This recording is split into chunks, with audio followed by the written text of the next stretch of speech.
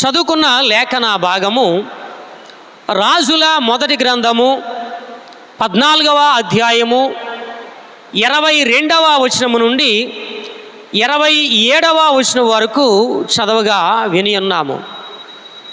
ఈ భాగములో యోధా ప్రజలు ఏ రీతిగా దేవునికి విరోధముగా పాపము చేసినటువంటి వారై దేవుని ఎదుట చెయ్యకూడనటువంటి కార్యములను చేసినటువంటి వారై దేవుని ప్రజగా ఉండవలసినటువంటి వారు తమ సాక్ష్యాన్ని తమ స్థితిని కాపాడుకోలేని పరిస్థితిలో ఉండగా ఇక్కడ ఏ రీతిగా తమ స్థితిని దేవుని నుండి దూరం చేసుకొని దేవుని యొక్క కార్యాలను మరిచినటువంటి వారై భ్రష్టత్వములోనికి వెళ్ళిపోయినటువంటి వారిగా ఉన్నారో మనము తెలుసుకోవచ్చు. యెహోవాను విసర్జించి ఇతరమైనటువంటి దేవతలను ఆరాధించినటువంటి వారై భ్రష్టత్వాన్ని కలిగినటువంటి వారై చివరికి అన్యరాజైనటువంటి శశాంకు ద్వారా ఓడింపబడినటువంటి వారిగా ఉంటూ ఉన్నారు. దినవృత్తాంతముల 2వ గ్రంథము 12వ అధ్యాయము 1వ వచనము నుండి 16వ వచనం వరకు ఉన్నటువంటి వాక్య భాగాన్ని అంతటిని కూడా మనం పరిశీలన చేస్తే అక్కడ కూడా ఇలాంటి మాటలు మనకు కనబడుతూ ఉంటాయి. అయితే ఇక్కడ రెహబాము అనబడినటువంటి యోధా రాజును గురించినటువంటి విషయాలు కనబడుతూ ఉన్నాయి. ఈ రెహబాము సొలొమోను యొక్క కుమారుడు. ఇతని తల్లి నయమ అమ్మోనీయురాలు అనగా అన్యురాలు. రాజుల మొదటి గ్రంథము 11వ అధ్యాయము 1వ వచనము నుండి 8వ వచనం వరకు ఉన్నటువంటి వాక్య భాగాన్ని పరిశీలన చేస్తూ ఉన్నప్పుడు అక్కడ సొలొమోను గారు ఎంతమంది ఇతరమైన స్త్రీలను వివాహం చేసుకున్నాడో అక్కడ మనము చూడగలుగుతూ ఉంటాం. సొలొమోను మరణానంతరము ఇశ్రాయేలు రాజ్యము 2గా చీలిపోయింది. 2గా చీలడానికి గల కారణము కూడా సొలొమోనే. పై భాగం అంతా కూడా ఉత్తర రాజ్యము, క్రింది భాగం అంతా కూడా దక్షిణ రాజ్యము. ఉత్తర రాజ్యములో 10 గోత్రాలు ఉన్నాయి, దక్షిణ రాజ్యములో 2 గోత్రాలు మాత్రమే ఉన్నాయి. వాస్తవానికి ఒక గోత్రమే, కానీ బెన్యామీనీయులు మేము మా సహోదరులైనటువంటి యోధా వారితో ఉంటాము అని చెప్పుకున్న కారణము చేత 2 గోత్రాలుగా ఎంచబడ్డాయి. సరే, ఇక్కడ ఒక ప్రాంతము లేదా ఒక దేశము కరువుతో ఉంది అంటే గల కారణము ఆ ప్రాంత ప్రజలు పాపము చేసినటువంటి వారైనా ఉండాలి, లేదా ఆ ప్రాంతాన్ని పరిపాలన చేసేటువంటి వ్యక్తులు ఎవరైతే ఉన్నారో ఆ వ్యక్తులు పాపము చేసినటువంటి వారైనా ఉండాలి. ప్రజలు పాపము కానీ పరిపాలించేటువంటి వ్యక్తుల యొక్క పాపము కానీ ఆ ప్రాంతం మీద, ప్రాంత ప్రజల మీద కొంత ప్రభావాన్ని చూపిస్తుందనే విషయాన్ని జ్ఞాపకం చేసుకోవాలి. అలాగే యోధా ప్రాంతములో ప్రజలు కానీ అలాగే రాజు కానీ ఆధ్యాత్మిక సంబంధమైనటువంటి భ్రష్టత్వములోనికి వెళ్ళిపోయినటువంటి వారిగా ఉంటూ ఉన్నారు. రాజు పాపం కొంత అయితే, రాజుగారి తల్లి అయినటువంటి నయమ ఆమె పాపం కొంత అయితే, చివరికి ప్రజల యొక్క పాపము ద్వారా ఆ దేశమంతా కూడా భ్రష్టత్వములోనికి వెళ్ళిపోయిందనే విషయాన్ని జ్ఞాపకము చేసుకోవాలి. ముఖ్యంగా యెహోవాను విసర్జించినటువంటి వారు, దేవుని కార్యాలను మరిచినటువంటి వారై, ఇతరమైన దేవతలను అనుసరించినటువంటి వారై, నైతిక విలువలను కోల్పోయినటువంటి వారై, చివరికి దేవుని జనాంగము ప్రత్యేకంగా ఉండవలసినటువంటి వారై ఉండగా ఆ ప్రత్యేకతను కూడా కోల్పోయినటువంటి వారై ఇక్కడ యోధా ప్రజలు ఉంటూ ఉన్నారు. ఈ దేవుని ప్రజలు ఒక ప్రత్యేకమైన జనాంగముగా ఉండవలసినటువంటి వారై ఉండగా ఆ ప్రత్యేకతను కూడా కోల్పోయినటువంటి వారై దేవునికి విరోధముగా పాపము చేసినటువంటి వారిగా ఉన్నారు. అంతేకాదు భ్రష్టత్వంలోనికి వెళ్ళిపోయినటువంటి వారిగా ఉంటూ ఉన్నారు. ప్రియమైనటువంటి దేవుని బిడ్డలారా, ఈ యోధా ప్రజలు ఏ విషయాల్లో ఏ రీతిగా భ్రష్టత్వంలోనికి వెళ్ళిపోయారు, ఏ ఏ విషయాల్లో దైవ వ్యతిరేక సంబంధమైన కార్యాలు చేశారు అనేది మనము జ్ఞాపకము చేసుకోవలసినటువంటి వారమై ఉన్నాము. ముఖ్యంగా కొన్ని విషయాలు ఈ వాక్యంలో నుంచి ధ్యానం చేద్దాం. 22వ వచనములో యోధా వారు యెహోవా దృష్టికి కీడు చేసి తమ పితరులు చేసిన దానంతటిని మించునట్లుగా పాపము చేయుచు ఆయనకు రోషము పుట్టించిరి. ఎలాంటి రోషాన్ని పుట్టించారు అంటే, ఎత్తైన ప్రతి పర్వతము మీదను పచ్చని ప్రతి వృక్షము క్రిందను బలిపీఠములు కట్టి విగ్రహములు నిలిపి దేవతాస్తంభములను ఉంచిరి. వారు చేసినటువంటి పాపము వల్ల పరిశుద్ధమైన పవిత్రమైన దేశము అలాగే ప్రజలు భ్రష్టత్వంలోనికి వెళ్ళిపోయారనే విషయాన్ని జ్ఞాపకము చేసుకోవాలి. ప్రియులారా, యోధా ప్రజలు యెహోవా దృష్టికి పాపము చేశారు, చెడు నడత నడిచారు, విగ్రహారాధన సంబంధమైనటువంటి వాటిని వారు ఆరాధించారు. వారి పితరుల వలె వీరు కూడా చెడు నడత నడిచేటువంటి వారై ఉన్నారు. అంతేకాదు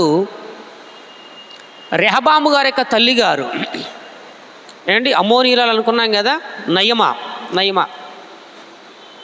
21వ వచనంలో చివరి భాగాన్ని చూస్తే అతని తల్లి అమ్మోనీయురాలు, ఆమె పేరు నయమ. ఈ నయమ అన్యురాలు, దేశము అలాగే ప్రజలు కూడా భ్రష్టత్వములోనికి వెళ్ళిపోవడానికి ఈమె కూడా ఒక కారకురాలిగా ఉంటూ ఉందన్నమాట. ఈమె కూడా కారకురాలు.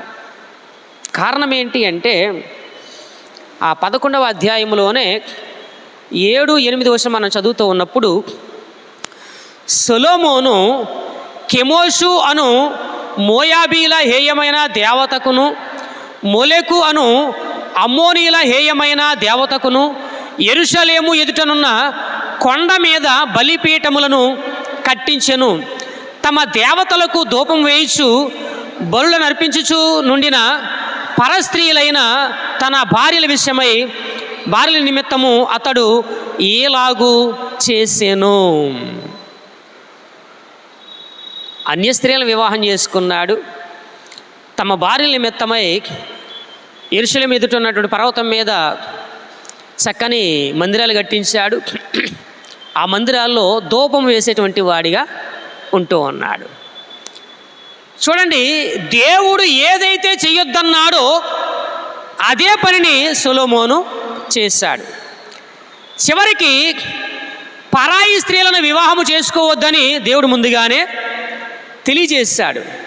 తెలియజేసినప్పటికీ కూడా అతడు దాన్ని మరిచినటువంటి వాడై దేవుని యొక్క ఆజ్ఞకు ఏమాత్రము విలువను ఇవ్వకుండా పరాయి స్త్రీలను వివాహం చేసినటువంటి వాడిగా కనబడుతూ ఉన్నాడు. నిర్గమాకాండము 34వ అధ్యాయము 12వ వచనం నుంచి మనం గమనిస్తే కొన్ని విషయాలు మనకు కనబడుతూ ఉంటాయి.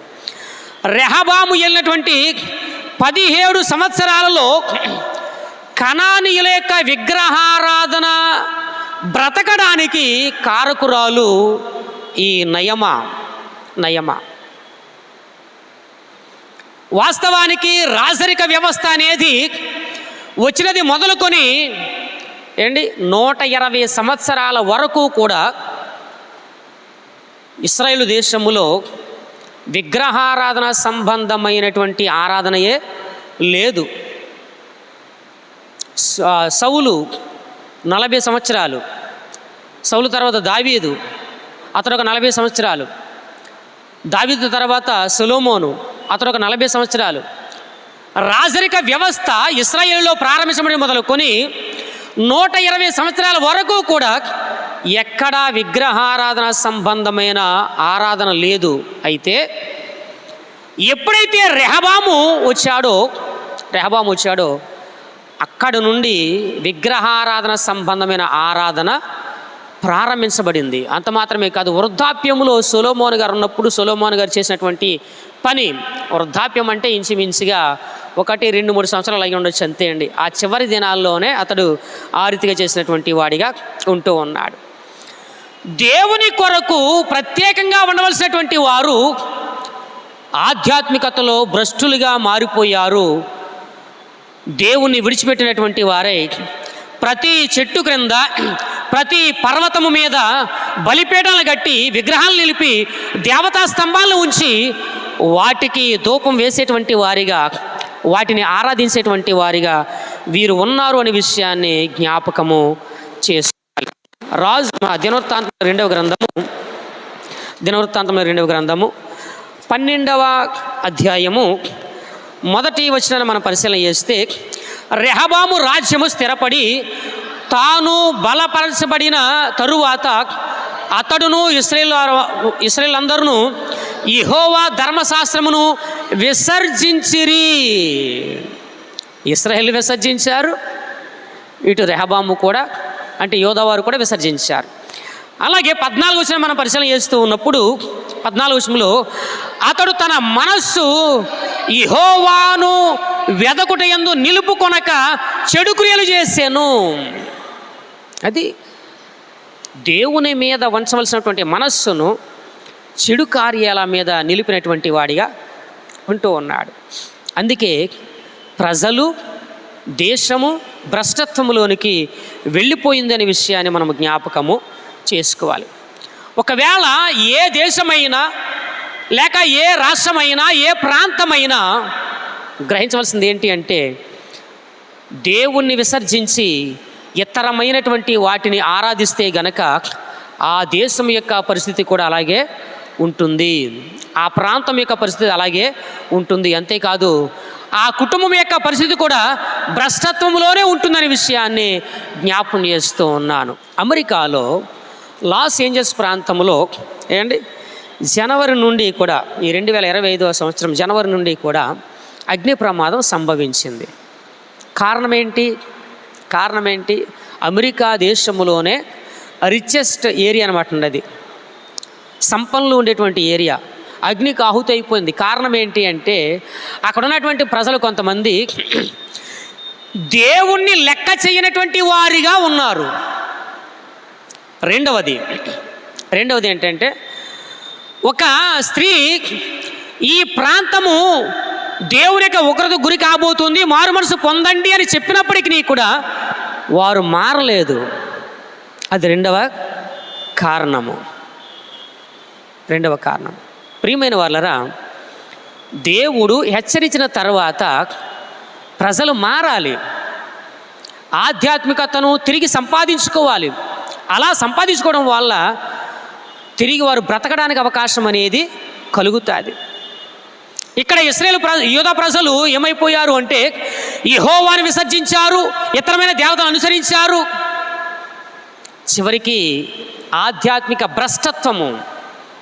భ్రష్టత్వము నలిగిపోయిన వారిగా, దైవత్వానికి దూరమైపోయినటువంటి వారిగా, ఇతరమైనటువంటి వాటిని సేవించినటువంటి వారిగా ఉన్నారనే విషయాన్ని జ్ఞాపకము చేసుకోవాలి. రెండవ విషయాన్ని మనం జ్ఞాపకం చేసుకుంటే, ఏ విషయంలో భ్రష్టత్వాన్ని కలిగి ఉన్నారు అంటే 24వ వచనం, మరియు పురుషగాములు సహా దేశమందుండిరి, ఇశ్రాయేలు ఎదుట నిలవకుండా యెహోవా వెళ్ళగొట్టిన జనులు చేయు హేయ క్రియల ప్రకారముగా యోధావారును చేయిచు వచ్చిరి. ఆ దేశంలో ఇంకెవరున్నారు? పురుషగాములు. విగ్రహారాధన సంబంధమైనటువంటి ఈ ఆరాధనలో పురుషగాములు ఉన్నారు. పురుషగాముల చేత ఆ ఆరాధన నింపబడుతుంది అనమాట అండి. ఆ ఆరాధన నింపబడుతుంది. వాస్తవానికి విగ్రహారాధన సంబంధమైనటువంటి ఆరాధన జరిగించడమే తప్పు అనుకుంటే, మరలా ఆ ఆరాధనలో మరొక తప్పు ఏంటి అంటే, పురుషగాములు. సొదోమి అన్నారన్నమాట వీరిని, సొదోమి అన్నారు. ఇంగ్లీష్లో సొడోమ్ అన్నారన్నమాట అండి. సొడోమ్ అంటే మగవారు మగవారు మగవారు మగవారు. చాలా భయంకరమైనటువంటి పరిస్థితి. సొదొమ గుమ్మారా పట్టణాలు ఎందుకు కాల్చివేయబడ్డాయి అగ్ని చేత అంటే ఇదే పరిస్థితి, అదే పరిస్థితి. సొదోమి అనే మాటలో నుంచి వచ్చింది. పురుషగాముల సంబంధమైనటువంటి స్థితి అన్నమాట అండి. లెస్బియన్ అనేటువంటి మాట కూడా వాడారు. స్త్రీలు స్త్రీలు స్త్రీలు స్త్రీలు అంటే నైతిక విలువలను ఈ యోధా ప్రజలు మరిచిపోయారు. ఒక పురుషుడు ఒక స్త్రీ వివాహం చేసుకుని కాపురం చేస్తే అది సమాజం హర్షిస్తుంది. కానీ ఒక పురుషుడు మరొక పురుషుడు కాపురం చేస్తారా? ఒక స్త్రీ మరొక స్త్రీ కాపురం చేస్తారా? యోధా ప్రజలు అలాగే అయిపోయారనమాట అండి. గల కారణం ఎవరు అంటే అమ్మోనీయులైనటువంటి ఈ రెహబాము యొక్క తల్లే. దేవుల్లో ఉండవలసినటువంటి ఆ ప్రజలను, దేవుని ప్రజలుగా సాక్ష్యాన్ని కలిగి ఉండవలసినటువంటి ఆ ప్రజలను, దేవుని ఆజ్ఞల ప్రకారంగా ధర్మశాస్త్రం ప్రకారంగా జీవించవలసిన ఆ ప్రజలను భ్రష్టత్వంలోకి నడిపించింది ఈ నయమా. అంతేకాదు తల్లి ప్రకారంగానే కొడుకు కూడా నడిచాడు. తన మనస్సును దేవుని మీద నిలుపుకోకుండా విగ్రహారాధన సంబంధమైన వాటి మీద నిలుపుకున్నాడు. తానేంటో మర్చిపోయాడు, తన స్థితి ఏంటో మర్చిపోయాడు, తన యొక్క స్థానం ఏంటో మర్చిపోయాడు, తన దేవుని యొక్క గొప్పతనం ఏంటో మర్చిపోయాడు.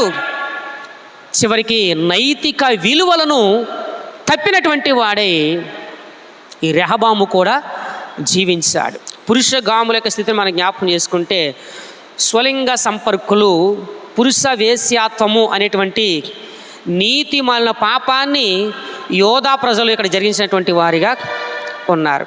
భయంకరమైనటువంటి పాపం. రోమాపత్రిక మొదటి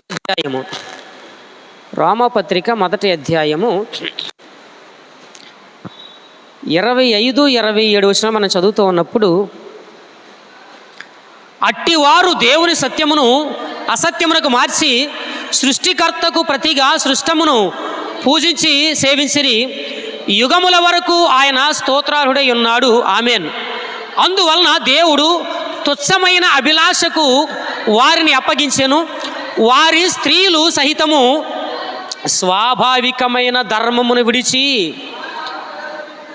స్వాభావిక విరుద్ధమైన ధర్మమును అనుసరించిరి. అటువలే పురుషులు కూడా స్త్రీ యొక్క స్వాభావికమైన ధర్మమును విడిచి పురుషులతో పురుషులు అవాచ్యమైనది చేయిచు తమ తప్పిదమునకు తగిన ప్రతి ఫలమును పొందుచు ఒకరి ఎడల ఒకరు కామతప్తులైరి. ఇదన్నమాట అండి. స్త్రీలు కూడా తమ స్వాభావిక సిద్ధమైనటువంటి స్థితిని మర్చిపోయారు. అలాగే పురుషులు కూడా తమ స్వాభావికమైన స్థితిని మర్చిపోయి పురుషులతో పురుషులు అవాంఛనీయమైనటువంటి సంఘటనలు జరిగినటువంటి వారిగా ఉన్నారు. ఏ ప్రజ అయితే పరిశుద్ధంగా ఉండాలో, ఏ ప్రజ అయితే దేవుని కొరకు సాక్ష్యం ఇచ్చేటువంటి వారిగా ఉండాలో, ఆ ప్రజలు చెడిపోయారు. అందుకే యోధా దేశములో భ్రష్టత్వం అనేది కలిగింది. ఆత్మీయత అనేది కరువైపోయింది. ఈ భయంకరమైనటువంటి ఈ పురుషగాములు లేక స్త్రీ గాములు ఇలాంటి కార్యాలకు ఒక మూలం ఉంది. ఎక్కడుంది? ఆదికాండము 19వ అధ్యాయాన్ని మనం పరిశీలన చేస్తే సొదొమ గుమ్మారా పట్టణాల యొక్క పరిస్థితే అదే అక్కడ మూలంగా మనం జ్ఞాపకం చేసుకోవాలి. దేవుడు ఈ విషయంలో ముందే చెప్పాడు. ఏమని చెప్పాడు? ద్వితీయోపదేశకాండము 23వ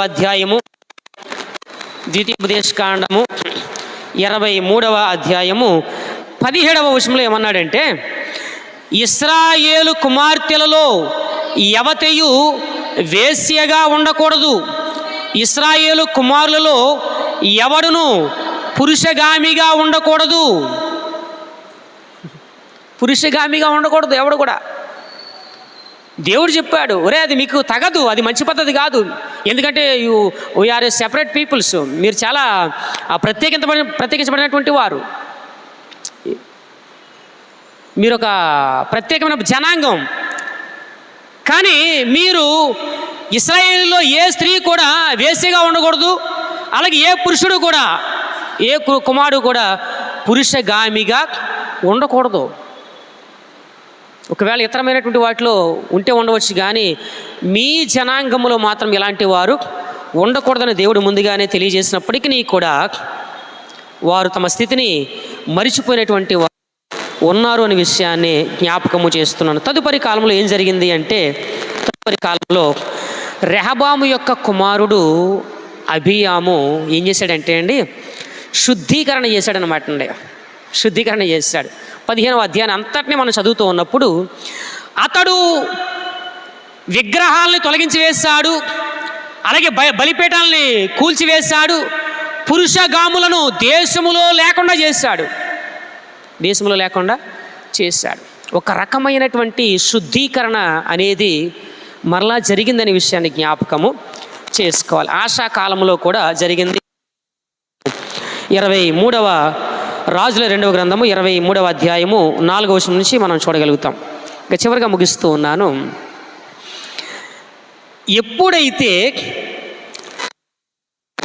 దేవునికి విరోధముగా పాపం చేసినటువంటి వారై యెహోవాని విసర్జించి తమ పితరులు అనుసరించినటువంటి ప్రవర్తన అనుసరించి నడిచేవారో, అలాగే పురుషగాములు దేశంలో ఉన్నారో, తద్వారా వారు నాశనానికి గురయ్యారనే విషయాన్ని జ్ఞాపకము చేసుకోవాలి. 25, 26 వచనాలు మనం పరిశీలన చేస్తూ ఉన్నప్పుడు, రాజైన రెహబాము యొక్క 5వ సంవత్సరం మందు ఐగుప్తు రాజైన షీషకు యెరూషలేము మీదకి వచ్చి యెహోవా మందిరపు ఖజానాలోని పదార్థములను, రాజనగరం యొక్క ఖజానాలోని పదార్థములను ఎత్తుకొని పోయెను. అతడు సమస్తమును ఎత్తుకొని పోయెను. సొలొమోను చేసినటువంటి బంగారపు డాళ్లను అతడు ఎత్తుకొని పోయెను. చివరికి జరిగినటువంటి పరిస్థితి ఏంటి అంటే, నష్టం జరిగిందనమాట అండి. నష్టం. ఆ నష్టం ఏంటి అంటే, ఐగుప్తు రాజు అయినటువంటి షీషకు, ఇతని పేరు శశాంకు అని కూడా పిలుస్తూ ఉంటారు. షీషకు ఇతడు యెరూషలేము మీద దండి వచ్చి యెరూషలేము మందిరంలో ఉన్నటువంటి ఖజానాలో ఉన్న పదార్థాలన్నింటినీ కూడా తీసుకుని పోయాడు. అలాగే రాజనగరం యొక్క ఖజానాల పదార్థాలన్నింటినీ కూడా తీసుకుని పోయాడు. సొలొమోను చేసినటువంటి బంగారు డాళ్లను. ప్రియమైన వాళ్ళని గమనించండి, ఎక్కడైతే భ్రష్టత్వం ఉంటుందో అక్కడ నాశనము ఉంటుంది. గ్రహించాలి, నాశనం ఉంటుంది. యోధా దేశములో భ్రష్టత్వం ఉంది గనుక ఐగుప్తు రాజు అయినటువంటి శశాంక్ వచ్చి వారిని ఓడించి బంగారాన్ని, వెండిని కానీ సమస్తాన్ని కూడా తన దేశానికి వెళ్ళిపోయినటువంటి వాడిగా ఉన్నాడు. నాశనం, నాశనం. కేవలం ఒక ప్రాంతం మాత్రమే కాదు, లేక ఒక రాజ్యం మాత్రమే కాదు, కానీ ఒక దేశం మాత్రమే కాదు, కానీ ఒక కుటుంబము కూడా భ్రష్టత్వంలోనికి వెళ్ళింది అంటే, దేవుని విడిచిపెట్టి ఆ కుటుంబములో నష్టము జరుగుతుందనే విషయాన్ని జ్ఞాపకము చేస్తూ ఉన్నాను. దైవ సంబంధమైనటువంటి బిడ్డలు దైవ సంబంధమైనటువంటి వారిగానే ఉండాలి, కానీ ఇతరమైనటువంటి వారితో స్నేహాన్ని చేసి వారితో సహవాసాన్ని చేసి తమ ఆధ్యాత్మిక స్థితిని కోల్పోయినటువంటి వారిగా ఉండకూడదని విషయాన్ని జ్ఞాపకం చేస్తూ ఉన్నాను. దీనికి అంతటికీ కారకుడు ఎవరు అంటే సొలొమోను అనమాట అండి. సొలొమోను ఆడు కుదురు ఉండొచ్చు కదా. దావీదుతో దేవుడు ఏమన్నాడు, ఒరే నాయనా, నీకు ఇంకా స్త్రీలు కావాలంటే నేను ఇచ్చేవాడినే కదా, ఇచ్చేవాడినే కదా నీకు. ఆ ఉరియా భార్యను ఎందుకు ఆశించావు నువ్వు? గద్దించాడు. చివరికి తన కుమారుణ్ణి కూడా దేవుడు చంపేశాడు. అంతే, చంపేశాడు. బ్రతుకుతాడేమని ప్రార్థన చేశాడు దావీదు, బబ్బే చచ్చిపోయాడు. దావీదు చేసినటువంటి పాపాన్ని బట్టి చివరికి అబ్షాలోము వల్ల ఎడారులు పడేశాడు మనవాడు, కొండలు పడేశాడు. దావీదు చేసిన పాపం, దావీదు చేసిన పాపం. ఇక్కడ యోధా రాజ్యం ఈ రీతిగా మారిపోవడానికి కారణం ఏంటి అంటే, ఏ వ్యక్తి అయితే జ్ఞానవంతుడని అనుకున్నామో ఆ జ్ఞానవంతుడు చివర భ్రష్టుడైపోయాడు, ఇతరమైన స్త్రీలను వివాహం చేసుకున్నాడు. దేవుడు చేసుకోవద్దని చెప్పినప్పటికీ కూడా చివరికి యోధా ప్రాంతము మొలెకు దేవతల చేత, అస్తారోతు దేవతల చేత, నిస్రోకు దేవతల చేత నిండిపోయే రీతిగా చేశాడనమాట. ఒక్కొక్క భార్యకు ఒక్కొక్క దేవతా సంబంధం గుడి కట్టించాడు మనవాడు. ఎందుకు భ్రష్టులైపోతున్నారు క్రైస్తవులు? ఎందుకు ఆధ్యాత్మికతలో చితికిపోతూ ఉన్నారు క్రైస్తవులు? ఎందుకు తమ స్థానాన్ని, ఎందుకు తమ పవిత్రతను కాపాడుకోలేకపోతున్నారు క్రైస్తవులు? భ్రష్టత్వం. ప్రియమైనటువంటి దేవుని బిడ్డలు గమనించండి. ఈ శశాంక వచ్చి చివరికి ఏం చేశాడంటే, ఇశ్రాయేలు, యోధా, ఫిలిస్తియా పట్టణాల్లో 156 పట్టణాలని స్వాధీనం చేసుకుని వాటినన్నిటినీ కూడా తన హస్తగతము చేసుకున్నాడు, తన చేతిలో వాటిని ఉంచుకున్నాడు. అయితే ఒక్క విషయాన్ని జ్ఞాపకం చేసుకోవాలి, దేవుడు గొప్పవాడు. దినవృత్తాంతంలో 2వ గ్రంథము 12వ అధ్యాయములో పాపం రెహబాము గారు కొంచెం మనస్సు మార్చుకున్నాడు గనక 6-7 వచనాల్లో అప్పుడు ఇశ్రాయేలీల అధిపతులను, కరెక్టే కదా, రైట్, తమ్మును తాము తగ్గించుకొని యెహోవా న్యాయస్థుడని ఒప్పుకొనిరి. వారు తమ్మును తాము తగ్గించుకునుట యెహోవా చూచెను గనుక యెహోవా వాక్కు షమయాకు ప్రత్యక్షమై ఇలాగు సెలవిచ్చాను, వారు తమ్మును తాము తగ్గించుకునిరి గనుక నేను వారిని నాశనము చేయక శీషకు ద్వారా నా ఉగ్రతను యెరూషలేము మీద కుమ్మరింపక త్వరలోనే వారికి రక్షణ దయచేసేదను. ఏదో తగ్గించుకున్నారు కాబట్టి ఆ శీషకు ద్వారా యెరూషలేము మీదకి వచ్చేటువంటి ఉగ్రత ఏదైతే ఉందో దాని నుండి నేను తప్పిస్తాను. దేవుని కృప ఇంకా ఏదో ఒక కోసాన నిలిచి ఉంది కనుక మనము బ్రతకగలుగుతూ ఉన్నాము, బ్రతుకు జీవుడా అని ఈ భూమి మీద మన జీవన వ్యవస్థను కొనసాగించుకుంటూ ఉన్నాము. ఇక్కడ యోధా ప్రజలు భ్రష్టత్వములోనికి వెళ్ళిపోయారంటే గల కారణము రెహబాము యొక్క పాపం, రెహబాము తల్లి యొక్క పాపం. అంతకుముందు సొలొమోను యొక్క పాపమే ఆ ప్రాంతాన్ని భ్రష్టత్వంలో నడిపించిందనే విషయాన్ని జ్ఞాపకం చేస్తున్నాను. అయితే జాగ్రత్త, దేవుని మాట వింటే గనక యెరూషలేము ఏ రీతికైతే కాపాడబడిందో, తగ్గించుకుంటే గనక యెరూషలేము ప్రాంతం ఏ రీతికైతే రక్షించబడిందో అలాగే నీవు రక్షించబడతావు, నీ కుటుంబము కూడా రక్షించబడుతుందనే విషయాన్ని జ్ఞాపకము చేస్తూ ఆధ్యాత్మిక భ్రష్టత్వంలో కాకుండా ఆధ్యాత్మిక మేలుకొలుపులో ఎదిగి ఫలించేటువంటి వ్యక్తిగా ఉండాలని కోరుకుంటే నా మాటలు ముగిస్తూ ఉన్నాను. దేవుడి కొద్ది మాటలు దీవించును గాక. ఆమెన్.